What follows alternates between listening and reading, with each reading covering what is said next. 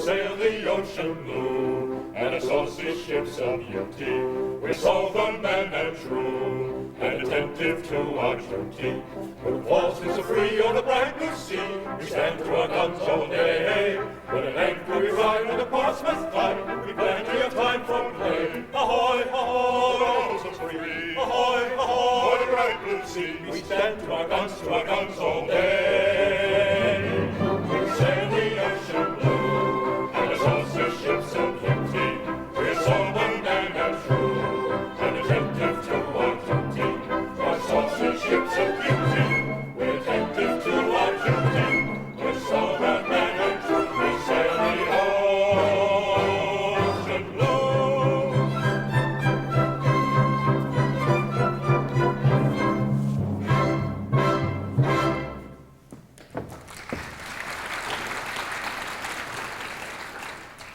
Hail, men of warsmen, safeguards of your nation. Here is an end at last of all privation. You've got your pay, spare all you can afford to welcome here to Buttercup on board.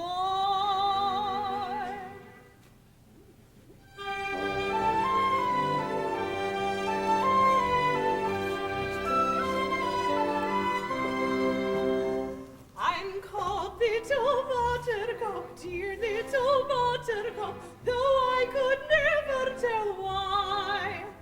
But still I'm called Buttercup, poor Little Buttercup, sweet Little Buttercup I've snuff and tobacco and excellent Jackie, my scissors and watches and knives. I've ribbons and laces to set off the faces of pretty young sweethearts and wives. I've treacle and toffee, I've tea and I've coffee, soft tommy and succulent chops. I've chickens and conies and pretty polonies and excellent peppermint drops. Then buy up your buttercup, dear little buttercup, sailors should never be shy. So buy up your buttercup, poor little buttercup, come of your buttercup, boy.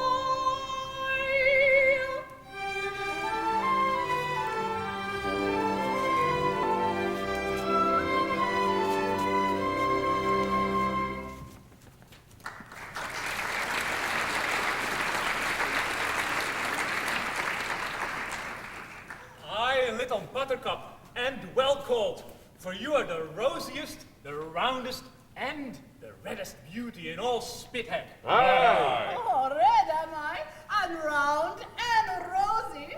Maybe for I have dissembled well. But hark ye, my merry friend, hast ever thou thought that beneath a gay and frivolous exterior there may lurk a cankerworm which is slowly but surely eating its way into one's very heart? No, Melissa, I can't say I've ever thought that. I've thought it often. Oh, yes, you look like it. What's the matter with this man? Isn't he well? Don't take no heed of him. That's only poor Dick Deadeye. I say, it's a beast of a name, ain't it? Dick Deadeye. It's not a nice name. And I'm ugly too, ain't I? You are certainly plain. And I'm three-cornered too, ain't I? You are rather triangular. Ha ha! I'm ugly, and they hate me for it. For you all hate me, don't ya? We do. There! Well, Dick, He won't go to, for to hurt any fellow creature's feelings. But you can't expect a chap with such a name as Dick Deadeye to be a popular character, now can you? No. It's asking too much, ain't it? It is. From such a face and form as mine, the noblest sentiments sound like the black utterances of a depraved imagination. It's human nature. I'm resigned. But tell me, who's the youth whose faltering feet with difficulty bear him on his course? That is the smartest lad in all the fleet, Rafe Rackstraw. Rafe, not now! Remorse, remorse. Oh.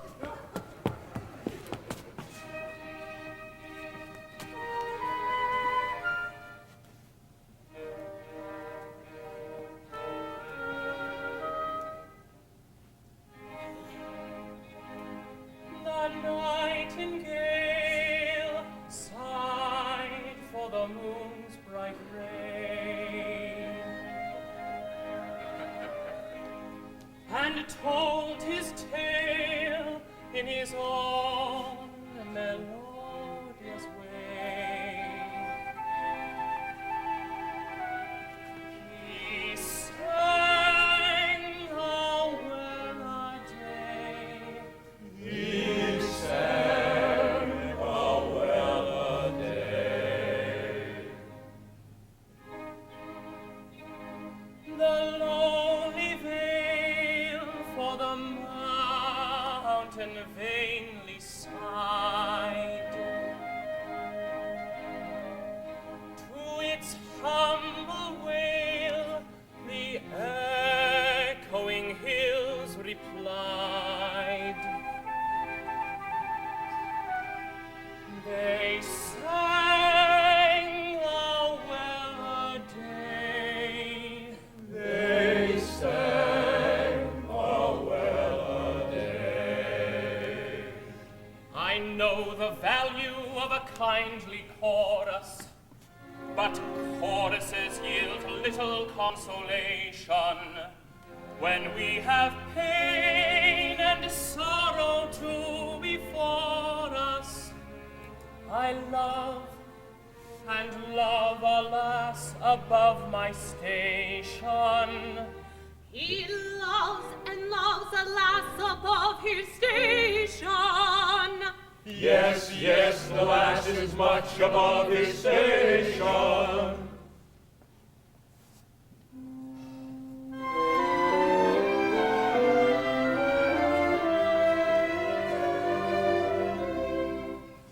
A maiden fair to see, the pearl of minstrelsy, a bud of blushing beauty, for whom proud nobles sigh and with each other vie to do her menial's duty. To do her menial's duty. A suitor lowly born, with hopeless passion torn, and poor beyond denying, has dared for her to pine, at whose exalted shrine a world of wealth is sighing. A world of wealth is sighing. Unlearned he in aught save that which love has taught, for love has been his tutor. Oh, pity, pity me, our captain's daughter she, and I, that lowly suitor. Oh, pity, pity me, our captain's daughter she, and I,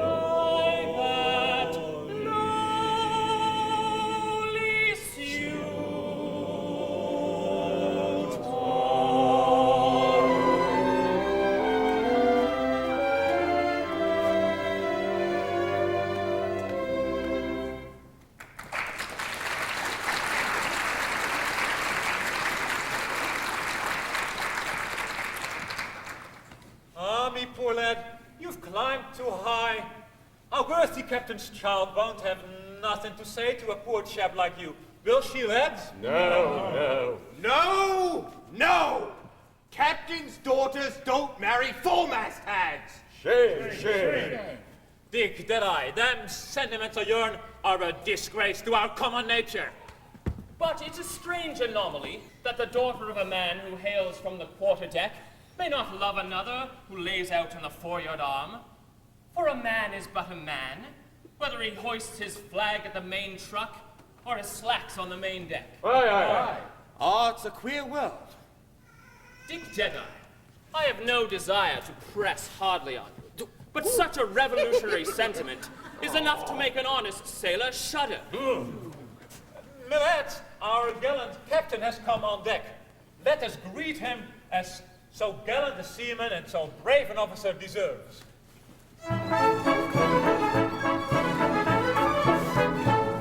My gallant crew, good morning. Sir, good morning.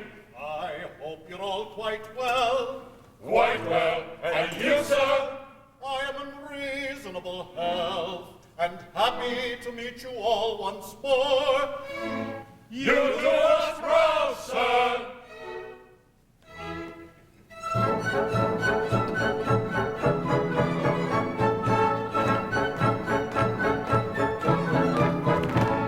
I am the captain of the Pinafore. And I'm your captain too. You're very, very good, and be it understood, I command a right good crew. We're very, very good, and be it understood, he commands a right good crew. Though related to a peer, I can hand, reef, and steer, or ship a silver G. I'm never known to quail in the fury of a gale, and I'm never, never sick at sea. What, never? No, never. What, never? Well, hardly ever. He's hardly ever sick at sea. Then give 3 cheers and 1 cheer more for the hardy captain of the Pinafore. Then give 3 cheers and 1 cheer more for the captain of the Pinafore. I do my best to satisfy you all, and with you we're quite content. You're exceedingly polite, and I think it only right to return the compliment. You're exceedingly polite, and I think it's only right to return the compliment. The language or abuse I never, never use, whatever the emergency. Though bother it I may occasionally say, I never use a big, big D. What, never? No, never. What, never? Well, hardly ever. Hardly ever is a big, big D. Then give 3 cheers and 1 cheer more for the well-bred captain of the Pinafore. Give 3 cheers and 1 cheer more for the captain of the Pinafore.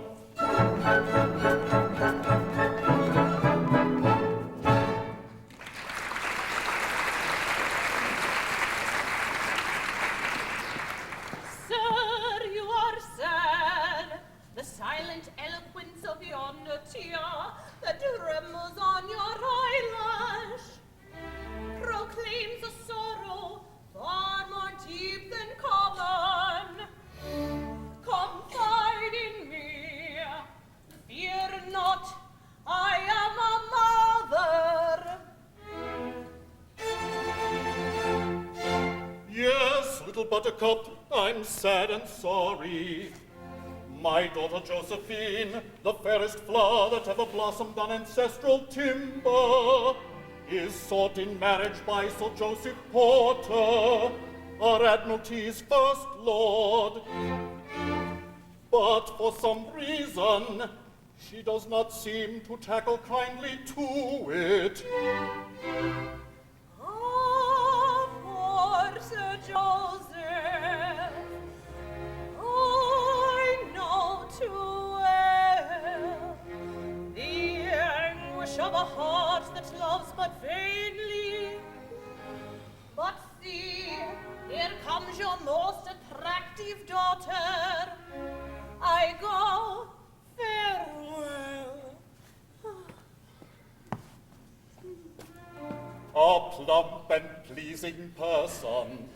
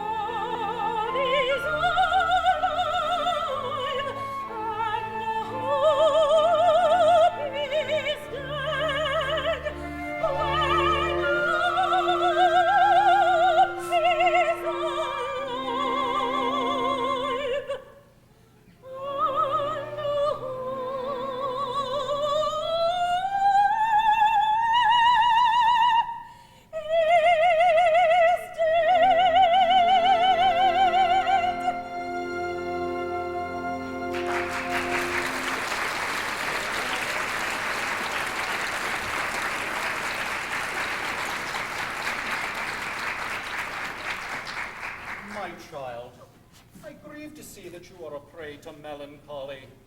You should look your best today, for Sir Joseph Porter, ACB, will be here this afternoon to claim your promised hand. Oh, Father, your words cut me to the quick. I can esteem, reverence, venerate Sir Joseph, for he is a great and good man. But oh, I cannot love him. My heart is already given. It is then as I feared. Given?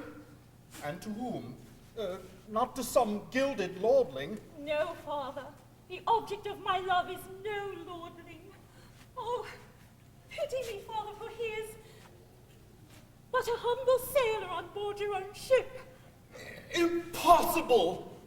No, it is true. Too true. A common sailor? Oh, fie! I blush for the weakness which allows me to cherish such a passion. I hate myself when I think of the depth to which I have stooped in permitting myself to think tenderly of one so ignobly born. But I love him. I love him. I love him. Come, my child, let us talk this over. In a matter of the heart, I would never coerce my daughter. I attach but little value to rank or wealth, but the line must be drawn somewhere. A man in his station might be brave and worthy, but at every step he would commit solecisms that society would never pardon. Oh, I think of this night and day. But fear not, Father. I have a heart, and therefore I love. But I am your daughter, and therefore I am proud. And though I carry my love with me to the tomb, he shall never, never know it. Ah, you are my daughter after all. Hi there! But see, Sir Joseph's barge approaches, manned by 12 trusty oarsmen, and accompanied by the admiring crowd of sisters, cousins, and aunts that attend him wherever he goes. Retire, my daughter, to your cabin. Take this, his photograph, with you. It may help to bring you to a more reasonable frame of mind. My own thoughtful father. Oh!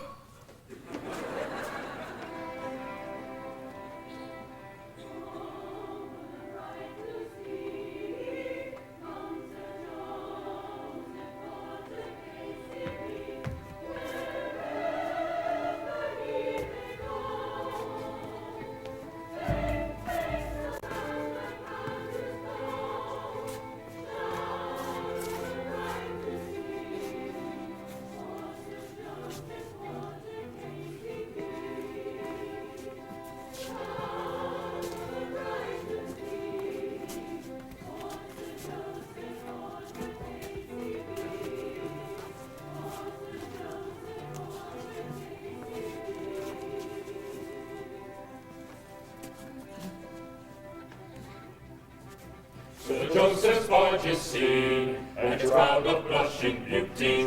We hope you'll find us clean, and attentive to our duty. We sail the ocean blue, and a saucy ship's a beauty. We're sober, sober men and true, and attentive to our duty. Sober, sober men and true. We're smart and sober men, and quite devoid of freedom. In all the royal land, none else as smart as we are.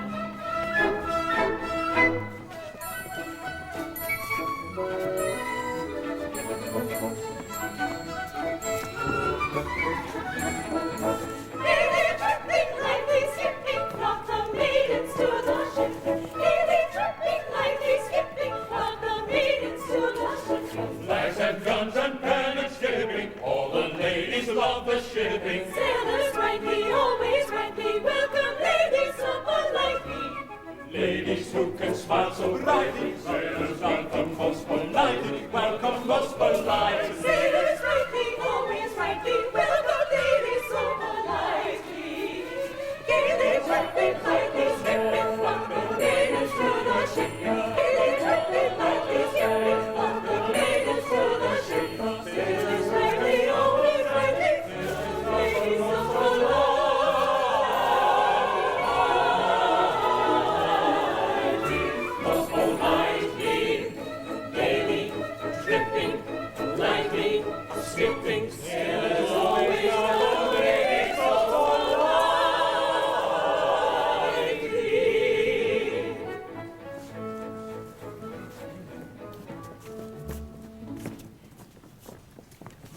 I'll give 3 cheers, I'll lead the way. Hurrah, hurrah, hooray! Hooray! Hooray!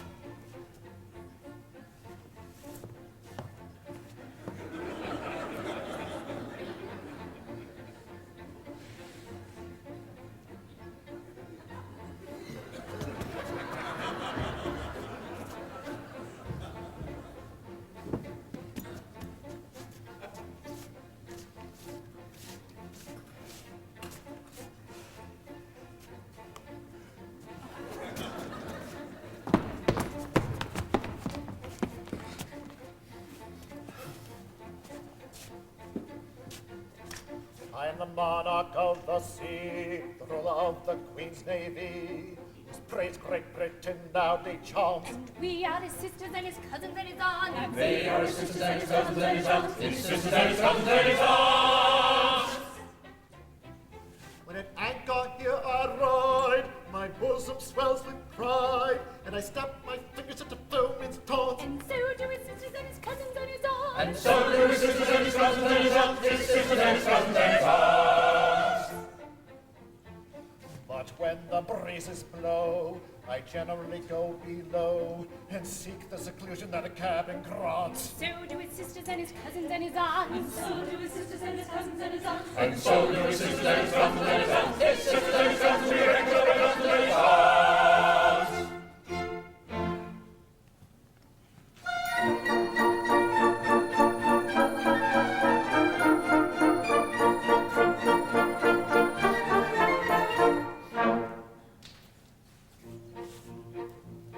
When I was a lad, I served a term as office boy to an attorney's firm. I cleaned the windows and I swept the floor, and I polished up the handle of the big front door. He polished up the handle of the big front door. I polished up that handle so carefully that now I am the ruler of the Queen's Navy. He polished up the handle so carefully that now he is the ruler of the Queen's Navy.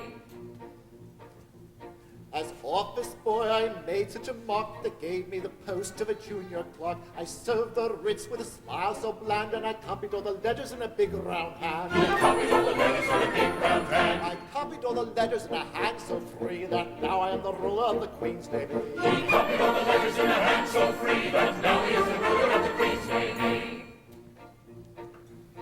In serving writs, I made such a name that an article clerk I soon became. I wore clean colors and a brand new suit for the pass examination at the Institute. For the pass examination at the Institute. That pass examination did so well for me that now I am the ruler of the Queen's Navy. That pass examination did so well for me that now he is the ruler of the Queen's Navy.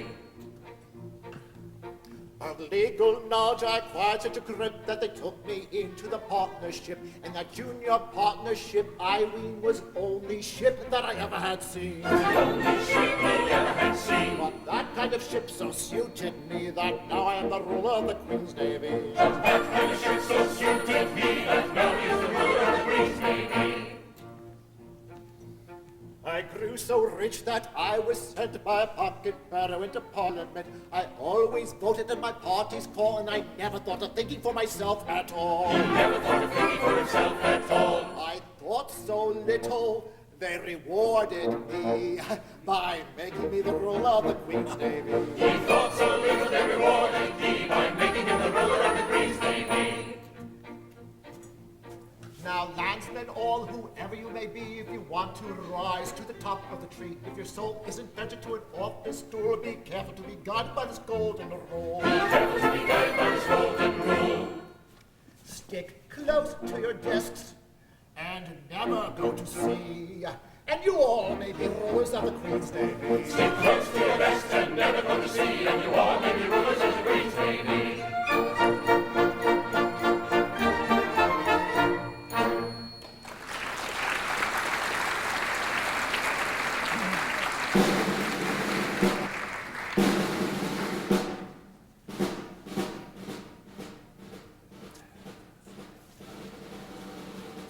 You've a remarkably fine crew, Captain Corcoran. It is a fine crew, Sir Joseph. A British sailor is a splendid fellow, Captain Corcoran. A splendid fellow indeed, Sir Joseph. I hope you treat your crew kindly, Captain Corcoran. Indeed, I hope so, Sir Joseph. Never forget that they are the bulwarks of England's greatness, Captain Corcoran. So I have always considered them, Sir Joseph. No bullying, I trust. No strong language of any kind, eh? Oh, never, Sir Joseph. What, never? Well, hardly ever, Sir Joseph. They are an excellent crew and do their work thoroughly without it. Don't patronize them, sir. Pray don't patronize them. Certainly not, Sir Joseph. That you are their captain is an accident of birth. I cannot permit these noble fellows to patronize because an accident of birth has placed you above them and then below you. I am the last person to insult a British sailor, Sir Joseph. You are the last person who did, Captain Corcoran. Desire that splendid seaman to step forward.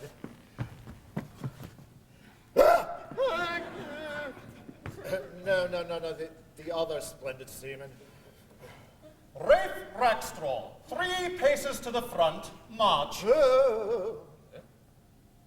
If what? I beg pardon, I don't think I understand you. If you please. Oh, yes, of course. If you please. You are a remarkably fine fellow. Yes, Your Honor. And a first-rate seaman, I'll be bound. There's not a smarter topman in the Navy, Your Honor. Though I say it, who shouldn't? Not at all. Proper self-respect, nothing more. Can you dance a hornpipe? No, Your Honor. That's a pity. All sailors should dance hornpipes. I will teach you one this evening after dinner.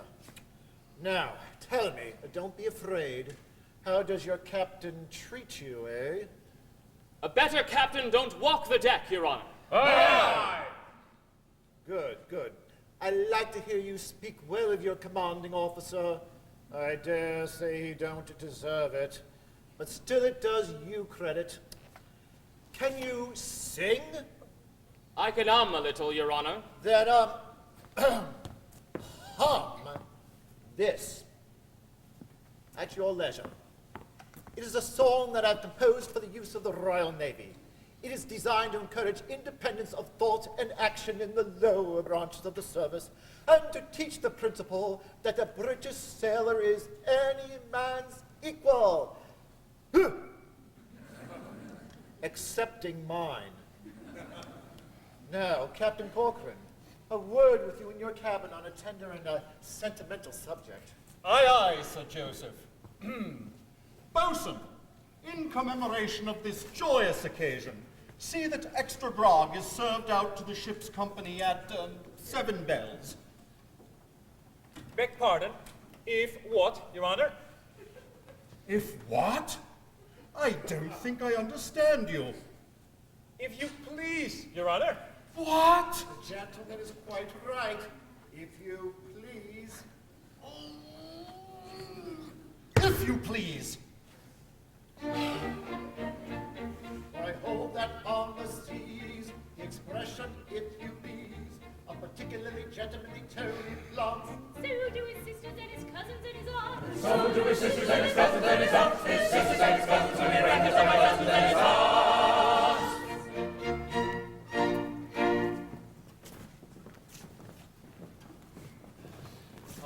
Sir Joseph is a true gentleman, courteous and considerate to the very humblest. True, Bosun, but we are not the very humblest. Sir Joseph has explained our true position to us. As he says, a British seaman is any man's equal, excepting his. And if Sir Joseph says that, is it not our duty to believe it? Well spoken, well spoken. Oh, you're on the wrong tack, and so is he. He means well when he don't know. When people have to obey other people's orders, equality's out of the question. Honorable. Dick Denai, if you go to infuriate this here ship's company too far, I won't answer for being able to hold them in. I am shocked. That's what I am. Shocked. Messmates, my mind's made up. I'll speak to the captain's daughter and tell her, like an honest man, of the honest love I have for her. Aye. Is not my love as good as another's? Aye. Is not my heart as true as another's? Aye. Have I not hands and eyes and ears and limbs like another's? Aye. True, I lack birth. You have a berth on board this very ship? Yes, well said, I had forgotten that. Messmates, what do you say? Do you approve my determination? We do. I don't. What is to be done with this here hopeless chap? Let us sing him the song that Sir Joseph has kindly composed for us. Perhaps it'll bring this here miserable creature to a proper state of mind.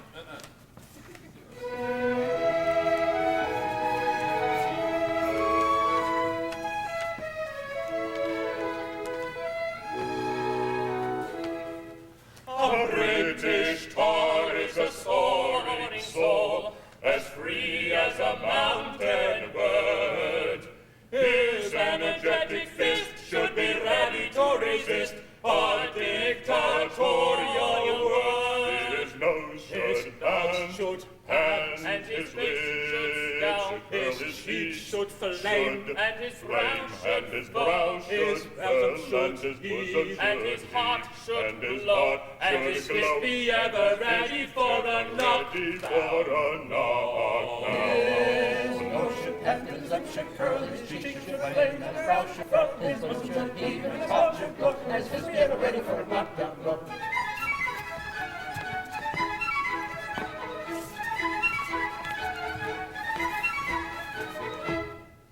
His eyes should flash with an inborn fire, his brow with scorn be wrung. He never should bow down to a domineering frown, or the tang of a tyrant's tongue. His foot should stand, and his throat should growl, his hair should swirl, and his face should scowl, his eyes should flash, and his breast protrude, and this should be his customary attitude. His throat should stand, and his throat should growl, his hair should twirl, his face should scowl, his eyes should flash, and his breast protrude, and this should be his customary attitude. His attitude, his attitude, his attitude.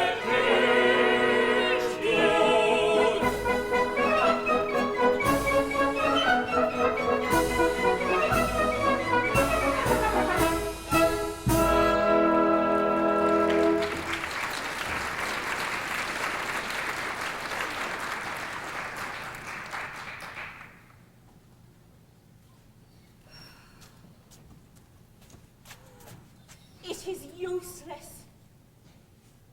Sir Joseph's attentions nauseate me. I know that he is a truly great and good man, for he told me so himself. But to me he seems tedious, fretful, and dictatorial. Yet his must be a mind of no common order, or he would not dare to teach my dear father to dance a hornpipe on the cabin table. Rackstraw! Aye, lady, no other than poor Rackstraw. How my heart beats. And why poor, pray? I am poor in the essence of happiness, lady, rich only in never-ending unrest.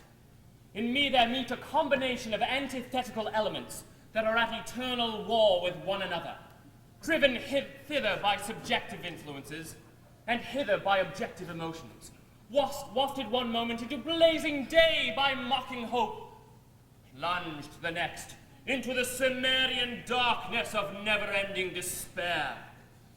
I am but a living ganglion of irreconcilable antagonisms.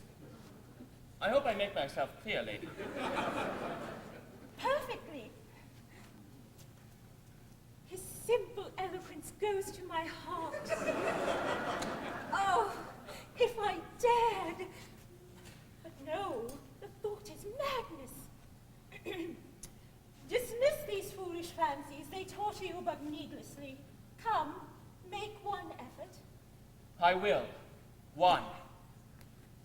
Josephine. Sir! Aye, even were Jove's armory launched at the head of the audacious mortal, whose lips, unhallowed by relationship, dared to breathe that precious word, yet would I breathe it once and perchance be silent evermore. Josephine. In one brief breath, I will concentrate the hopes, the doubts, the anxious fears of 6 weary months. Josephine, I'm a British sailor, and I love you. Sir, this audacity! Oh, my heart, my beating heart. This unwarrantable presumption on the part of a common sailor. Common. Oh, the irony of the word. Oh, sir, you forget the disparity in our ranks. I forget nothing, haughty lady. I love you desperately. My life is in your hand. I lay it at your feet. Give me hope, and what I lack in education and polite accomplishments, that I will endeavor to acquire. Drive me to despair, and in death alone shall I look for consolation. I am proud, and cannot stoop to implore. I have spoken, and I wait your word. You shall wait no longer. Your prophet love I haughtily reject. Go, sir, and learn to cast your eye on some village maiden of your own poor rank. They should be lowered before your captain's daughter.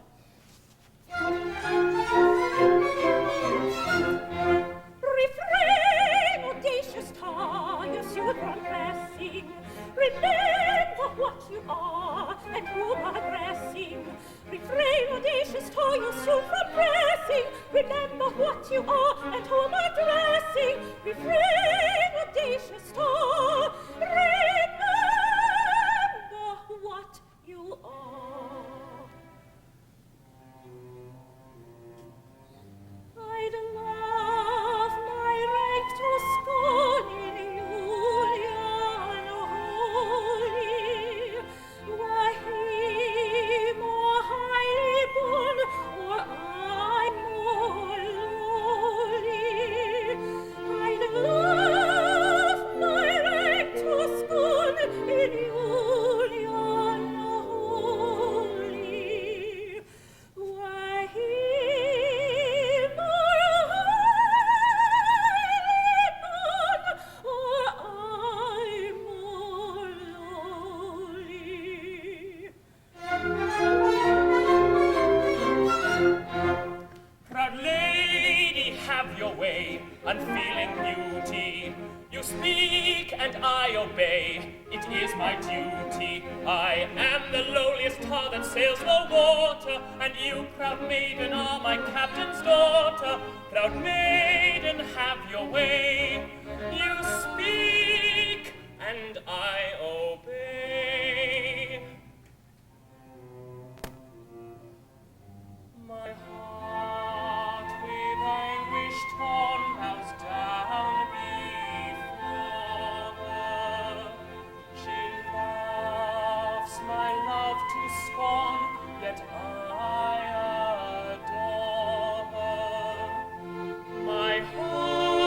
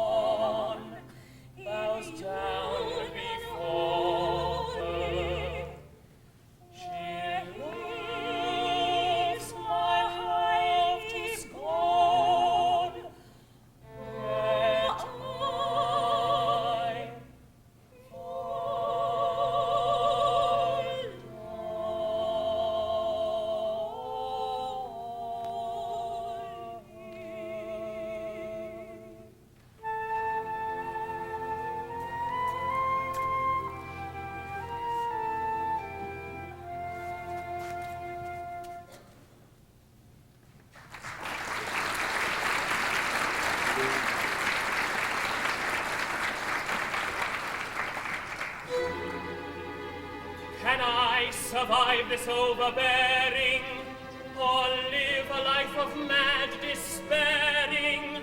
My prophet love despised, rejected.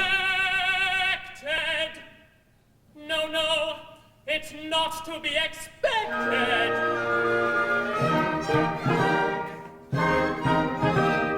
Messmates ahoy, come here, come here.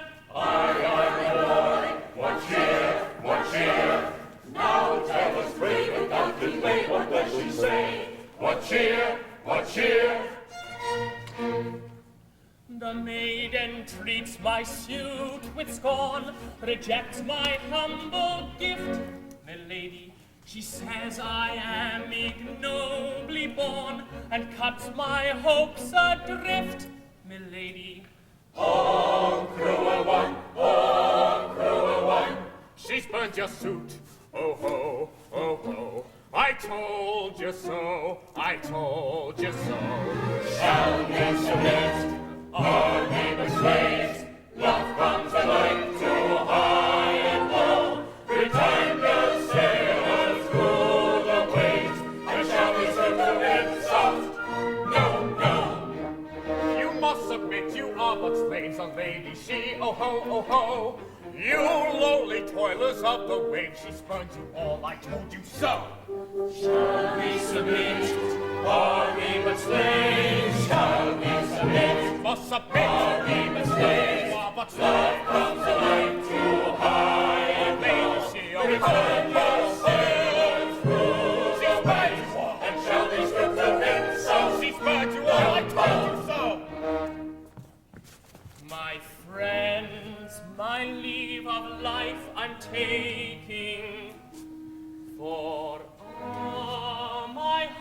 my heart is breaking when I am gone. Oh, prithee tell the maid that as I died, I loved her well.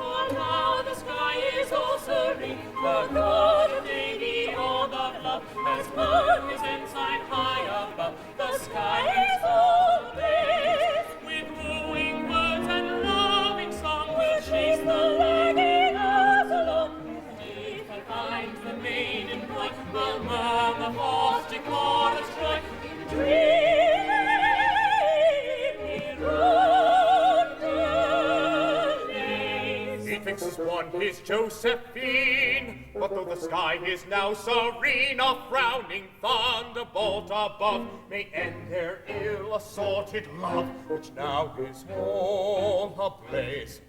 A captain ere the day is gone will be extremely down upon the wicked men who ought employ to make his Josephine less coy in many various ways. A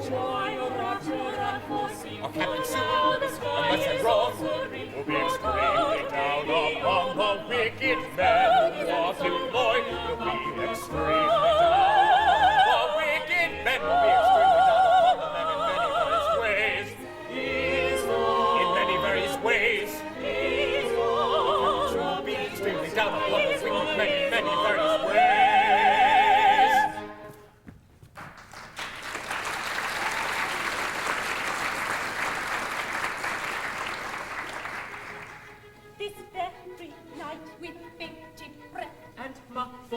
ashore. Without a light as still as death, We'll steal ashore. a clergy man, Shall make us one At 10:30. and then we can return for none. And part that This very night with bated breath and muffled oar, without a light as still as death, We'll steal ashore. a clergy man, Shall make us one. at 10:30, and then we can return for none. part them. Then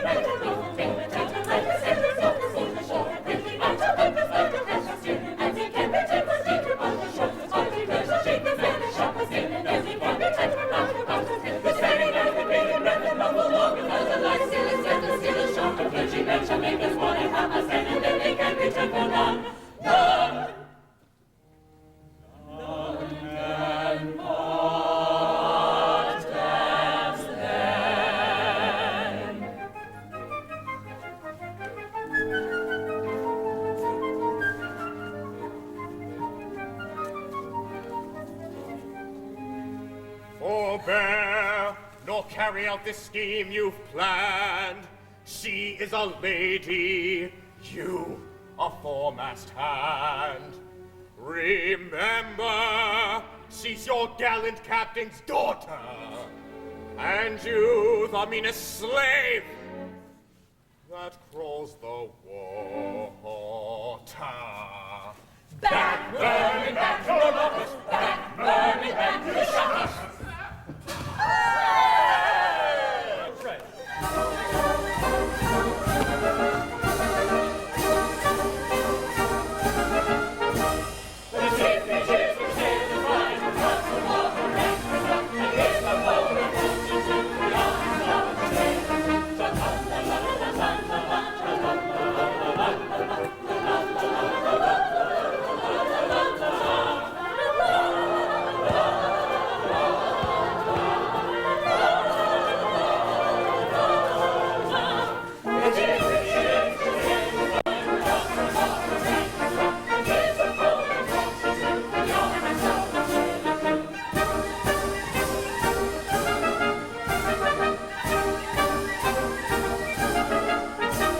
For a British lord, the soaring soul as free as a mountain bird. His energetic fist should be ready to resist a dictatorial word.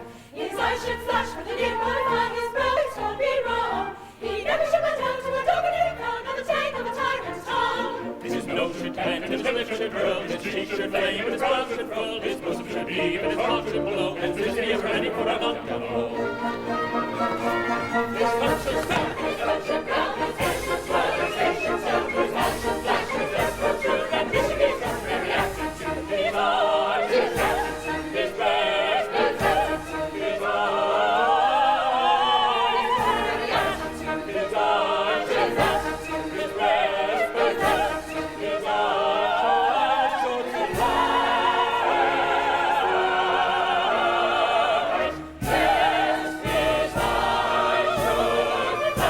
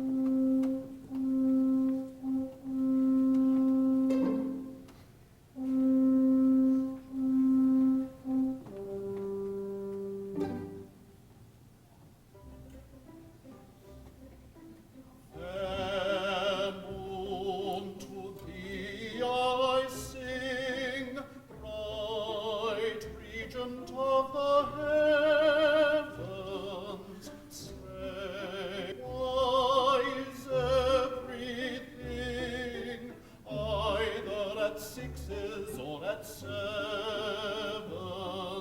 Say, why is everything either at sixes or at sevens? I have lived hitherto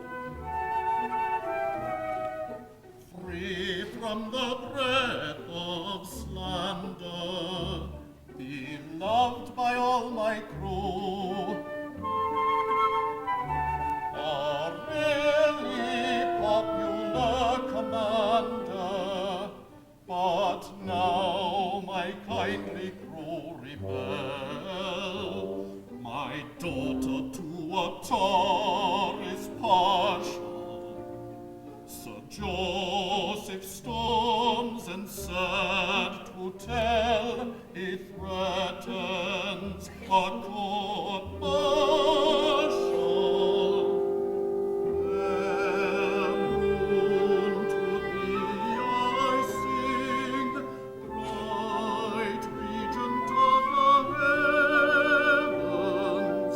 Say, why is everything either at sixes or at sevens?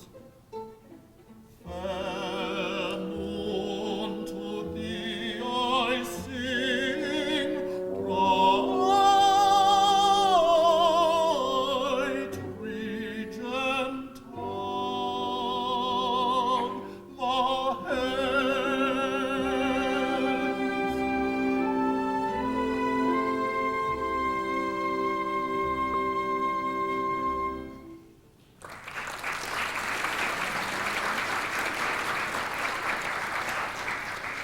Oh, how sweetly he carols forth his melody to the unconscious moon. Of whom is he thinking? Of some high-born beauty? It may be. Who is poor little buttercup that she should expect his glance to fall upon one so lowly? Oh, but if he knew! If he only knew! Ah, little buttercup, still on board? That is not quite right, little one. It would have been more respectable to have gone on shore at dusk. True, dear Captain, but the recollection of your sad, pale face seemed to chain me to the ship. I would fain see you smile before I go. Ah, little buttercup, I fear it will be long before I recover my accustomed cheerfulness, for misfortunes crowd upon me, and all my old friends seem to have turned against me. Oh, do not say oh, dear Captain. That were unjust to one, at least. True, for you are staunch to me. If ever I gave my heart again, methinks it would be to such a one as this. I am touched to the heart by your innocent regard for me, and were we differently situated, I think I could have returned it. But as it is, I fear I can never be more to you than a friend. I understand. You hold aloof from me because you are rich and lofty, and I poor and lowly. But take heed, for the poor bumboat woman has gypsy blood in her veins, and she can read destinies. Destinies? Aye, there is a change in store for you. A change? Aye, be prepared. Things are seldom what they seem. Skim milk masquerades as cream. High-lows pass as painted leathers. Jack draws strut in peacock's feathers. Very true, so they do. Black sheep dwell in every fold. All that glitters is not gold. Stones turn out to be but logs. Bulls are but inflated frogs. So they be frequently. Drops the wine and stops the meal. Devotees ambitious prill. Guilt the farthing if you will. Yet it is a farthing still. Yes, I know that is so. Though to catch a lift I'm striving, it is shady, it is shady. I don't see at what you're driving, Mr. Glady, Mr. Glady. Stay. visions of his stealing, that the mystic lady's dealing in oracular revealing. Yes, I know That is so.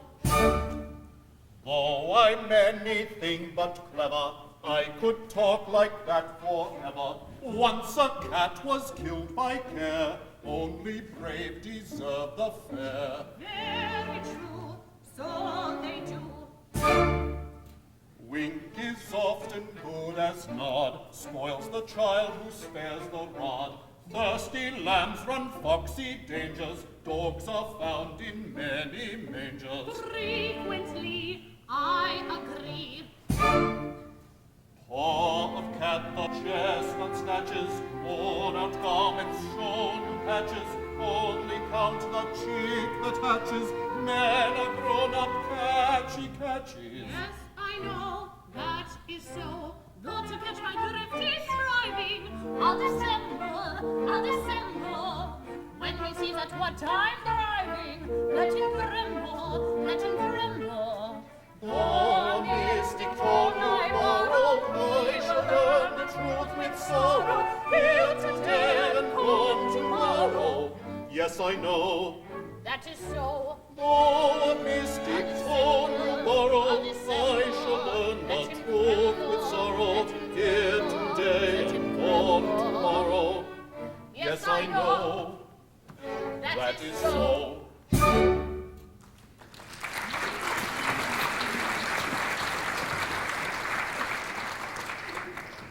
Incomprehensible as her utterances are, I nevertheless feel that they are dictated by a sincere regard for me.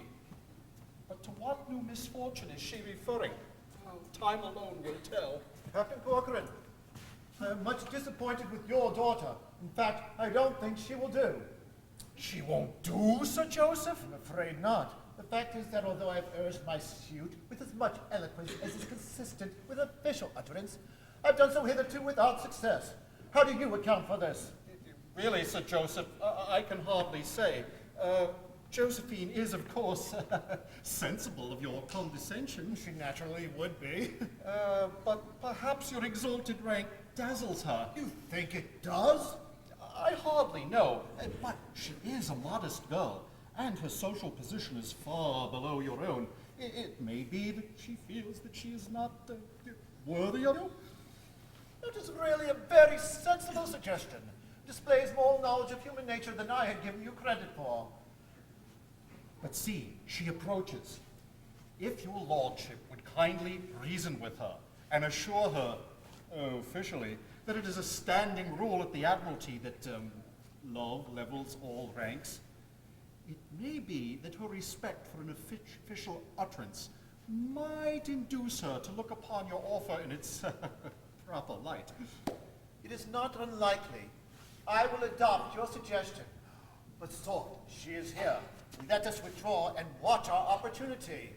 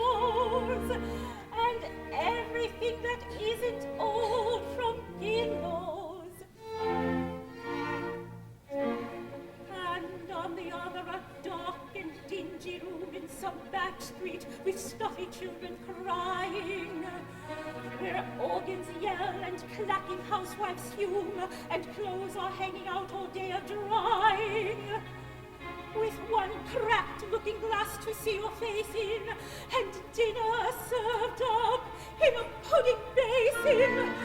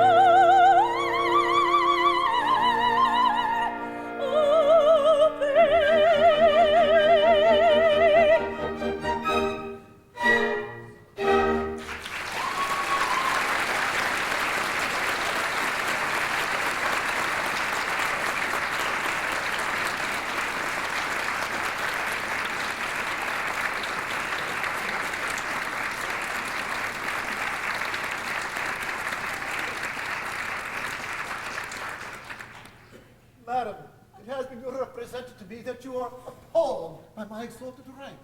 I desire to convey to you officially my assurance that if your hesitation is attributable to that circumstance, it is uncalled for. Oh, then your lordship is of the opinion that married happiness is not inconsistent with discrepancy in rank. I am officially of that opinion. That the high and the lowly may be truly happy together, provided they truly love one another. Madam, I desire to convey to you officially my opinion that love is a platform upon which all ranks meet. Oh, I thank you, Sir Joseph. I did hesitate, but I will hesitate no longer. He little thinks how eloquently he has pleaded his rival's cause.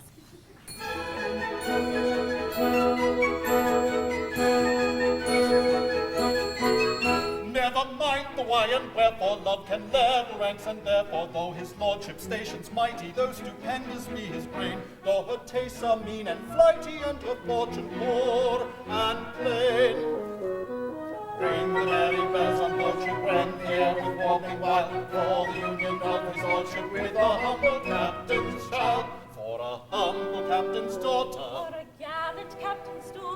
a lord who rules the water, and a tar who plows the water.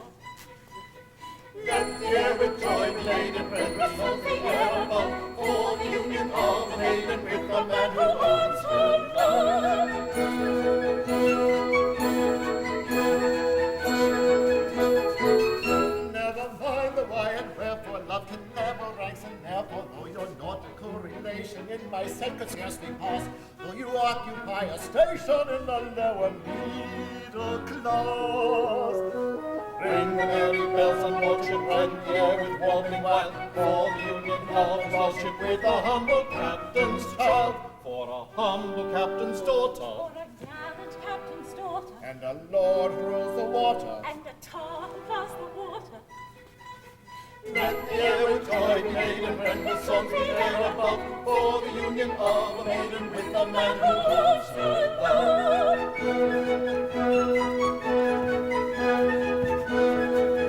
Never mind the why and wherefore, love can never rise, and therefore I admit the jurisdiction. Ably have you played your part. You have carried for conviction to my hesitating heart. Ring the merry bells and motion, rend the air with warming wild, for the union of fellowship with the humble captain's child, for a humble captain's daughter, For a gallant captain's daughter, and a lord who rules the water. and a tar who plows the water. Let the air with joy be laden, Ring the merry bells and motion, for the union of a maiden. for a union with my lordship. Ring the songs of the air above, for the man who owns her love. Ring the songs of the air above, for the man who owns her love.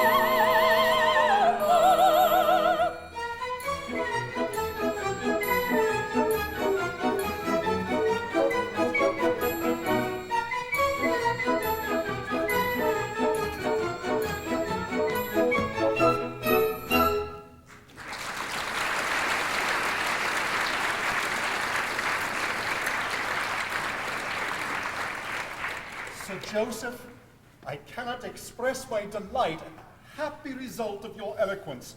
Your argument was unanswerable. Captain Corcoran, it is one of the happiest characteristics of this glorious country that official utterances are invariably regarded as unanswerable. At last, my fond hopes are to be crowned.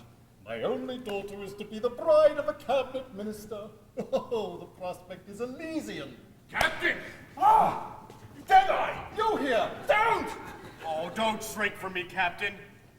I'm unpleasant to look at, and my name's agin me. But I ain't as bad as I seem. What would you with me? I come to give you warning. Indeed. Then you propose to leave the Navy? No, you misunderstand. Listen. Kind Captain, I've important information. Sing hey, the kind commander that you are, about a certain intimate relation. Sing hey, the merry maiden and the tar. The merry, merry maiden, the merry, merry maiden, the maiden and the tar.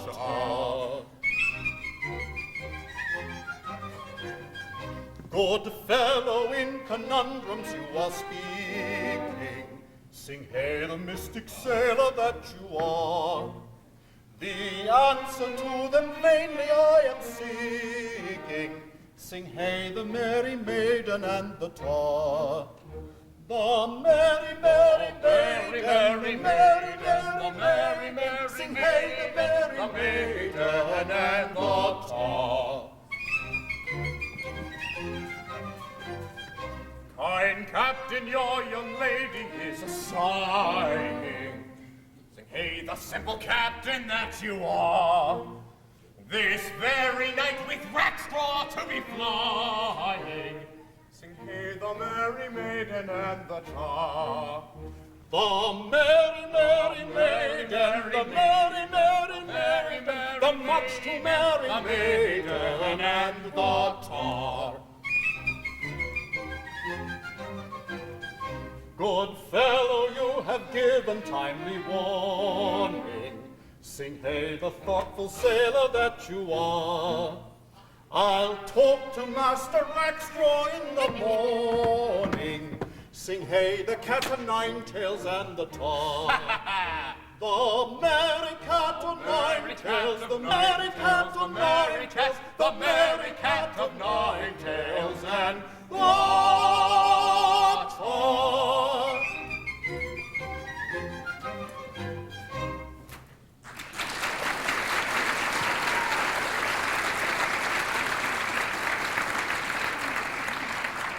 Dick Deadeye, I thank you for your timely warning. I will at once take means to arrest their flight. This boat cloak will afford me ample disguise. So, they are foiled, foiled, foiled.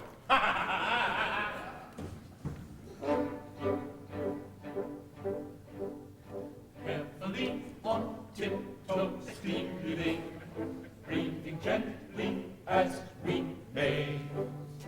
Every step with caution feeling, we will softly steal away. Goodness me, why what was that? Silent be. It was the cat. It was the cat. They're right. It was the cat. Ashore in fashion scary, time and will defray the fair. For a clergyman is ready to unite the happy pair. Goodness me, why what was that? Silent be. Again the cat. It was again that cat. They're right. It was the cat. Every step with caution feeling, we will softly steal away. Every step with caution feeling, we will softly steal away.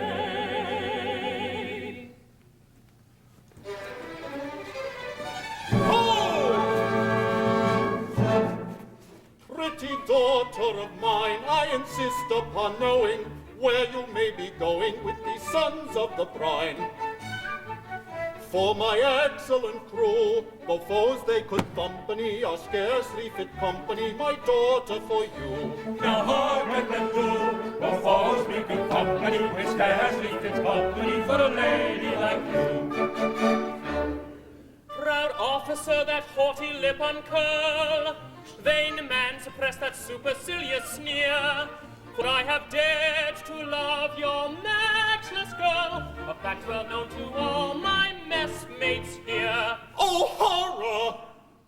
I, humble, poor, and lowly born, the meanest in the post division, the butt of epauletted scorn, the mark of quarter-deck derision, has dared to raise my worthy eyes above the dust, to wish you'd mold me in manhood's glorious pride to rise.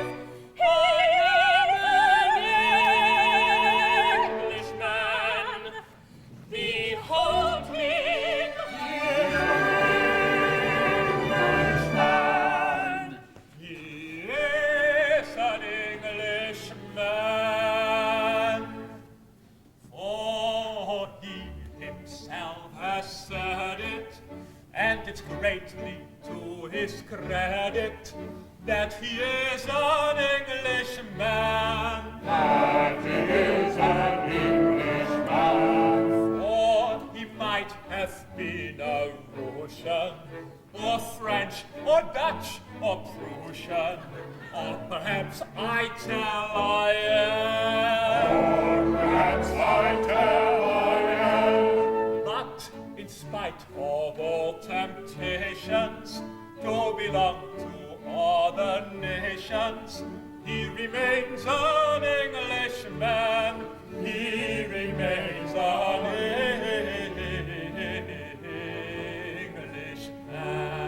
For in spite of our temptations to belong to other nations, he remains an Englishman. He remains an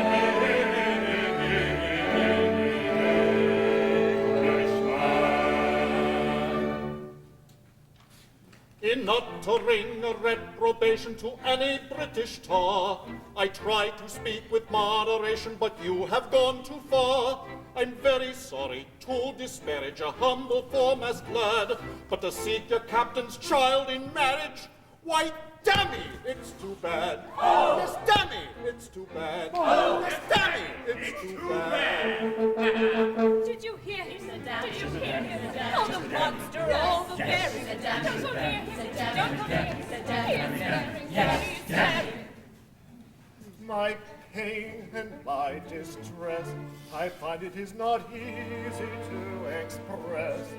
My amazement, my surprise, you may learn from the expression of my eyes. My lord, one word, the facts are not before you. The word was injudicious, I allow. But hear my explanation, I implore you, and you will be indignant too, I vow. I will hear of no defense. Attempt none if you're sensible.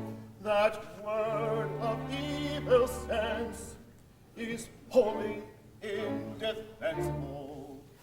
Go, rebel, get you hence to your cabin with celerity. This is the consequence of ill-advised asperity.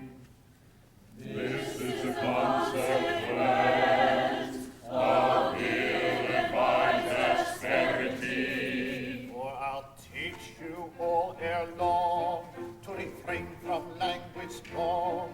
For I haven't any sympathy for ill-bred taunts. No more have his sisters, nor his cousins, nor his aunts. More have his sisters, nor his cousins, nor his aunts. No more have his sisters, nor his cousins, nor his aunts. His sisters and his cousins will be reckoned to my cousins and his aunts.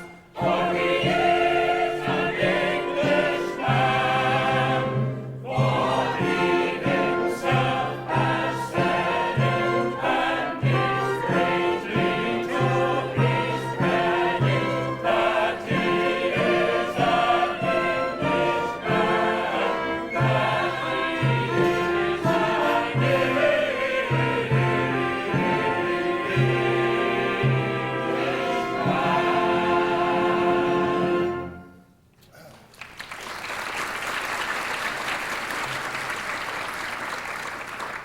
Now, tell me, my fine fellow, for you are a fine fellow, Yes, Your Honor. how came your captain so far to forget himself? I'm quite sure you had given him no cause for annoyance. Please, Your Honor, it was thus wise. You see, I'm only a top man, a mere foremost hand. Don't be ashamed of that. Your position as a top man is a very exalted one. Well, Your Honor, love burns as brightly in the forecastle as it does on the quarterdeck. And Josephine is the fairest bud that ever blossomed on the tree of a poor fellow's wildest hopes. Darling, She is the figurehead of my ship of life, the bright beacon that guides me into my port of happiness, the rarest, the purest gem that ever sparkled on a poor but worthy fellow's trusting brow. Very pretty, very pretty. Insolent sailor, you shall repent of this outrage. Seize him! oh, Sir Joseph, spare him, for I love him tenderly. Pray don't. I will teach this presumptuous mariner to discipline his affections. Have you such a thing as a dungeon on board? We have. Oh, they have. Then load him with chains and take him there at once.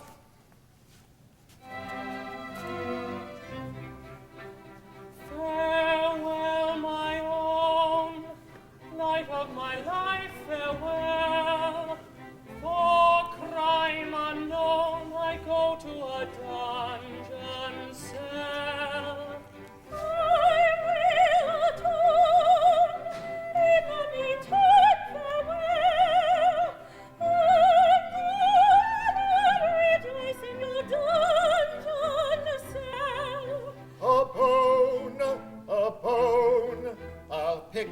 sailor fair, let him be shown at once to his dungeon cell.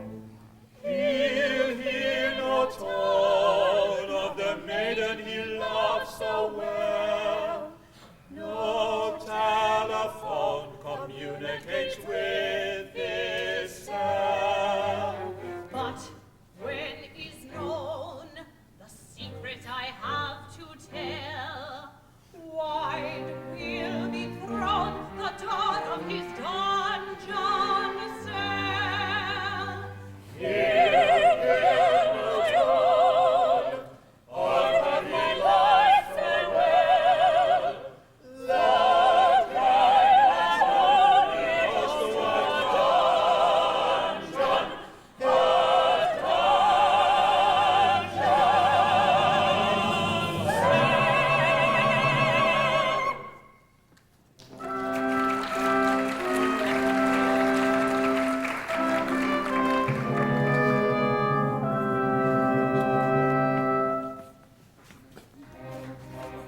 My pain and my distress, again it is not easy to express. My amazement, my surprise, again you may discover from my eyes. How terrible is the look of his eyes. Hold! Here upon your loss you lay much stress, a long concealed crime I would confess.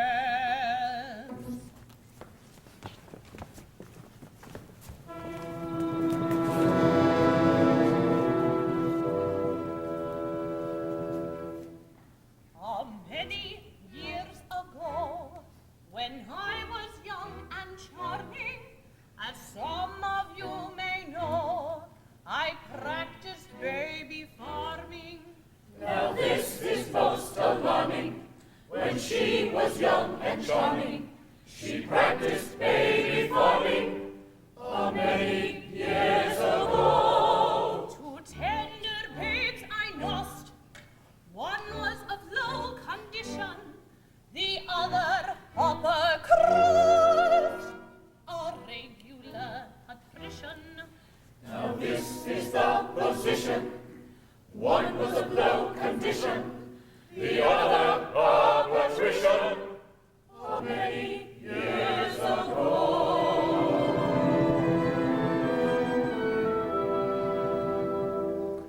Oh, bitter is my cup. However could I do it? I mixed those children up, and not a creature knew it.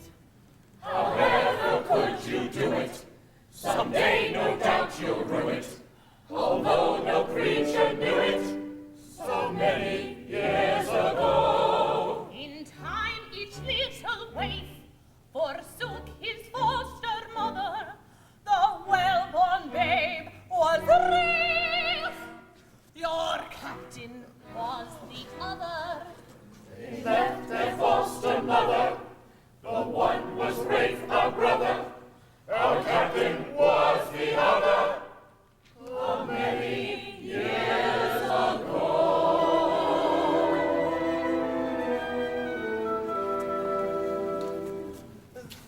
Then I am to understand that Captain Corcoran and Rafe were exchanged in childhood's happy hour, that Rafe is really the captain and the captain is Rafe.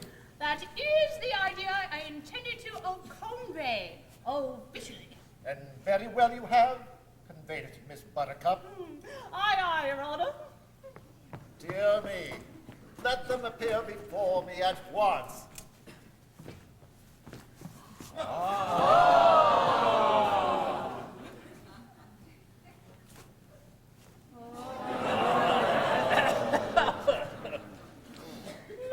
father! A common sailor! It is hard, is it not, my dear? This is a very singular occurrence. I congratulate you, both. Desire that remarkably fine seamen to step forward. Corcoran, 3 paces to the front, march. If what? I don't understand. If you please. What? Perfectly right. If you please. Oh, if you please. You are an extremely fine fellow. Yes, Your Honor. So it seems that you were Rafe and Rafe was you. So it seems, Your Honor. Well, I need not tell you that after this change in your condition, a marriage with your daughter will be out of the question. Oh, don't say that, Your Honor. Love levels all ranks. It does to a considerable extent, but it does not level them as much as that.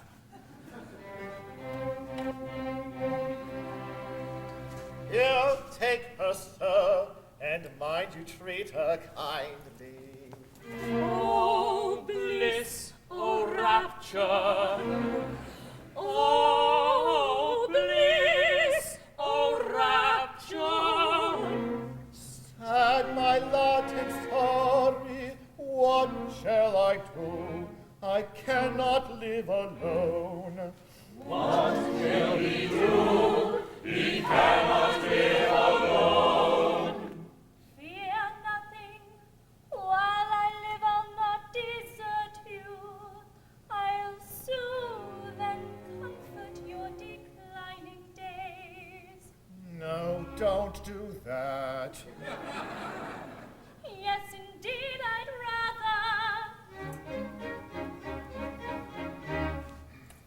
Oh, very well then.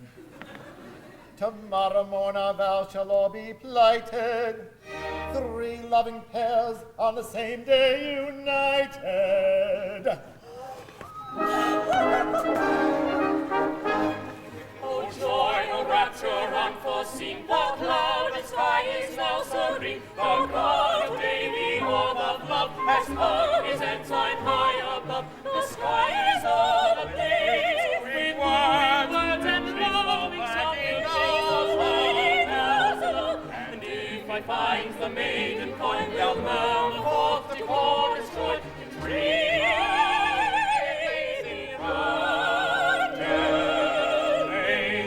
For he's the captain of the Pinafore. And a right good captain too. And though before my fall I was captain of you all, I'm a member of the crew. And though before his fall he was captain of us all, he's a member of the crew. I will marry with the wife in me humble rank of life, and you my own are she.